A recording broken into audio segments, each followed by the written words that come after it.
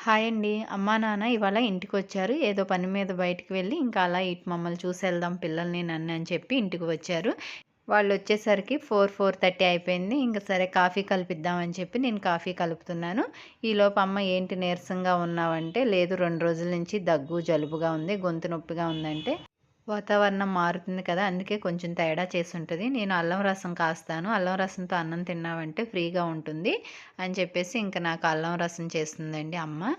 వర్షాలు పడుతున్నాయి కదా! ఇంకా వాతావరణంలో మార్పు రావడం వలన జలుబులు, జ్వరాలు, గొంతు నొప్పులు తొందరగా వచ్చేస్తాయి. మీలో ఎవరికైనా సరే ఇలా దగ్గు, జలుబుగా ఉంటే ఇలా అల్లం రసం ట్రై చేసి చూడండి. మనకి అల్లం రసం వలన ఫ్రీగా ఉంటుందండి. తొందరగా గొంతు నొప్పి, జలుబు అనేవి తగ్గిపోతాయి. ఇది ఎక్కువ టైం కూడా పట్టదు. మనం ఈ రసం రెడీ చేసుకునేసరికి 10 నిమిషాల్లో రెడీ అయిపోతుంది.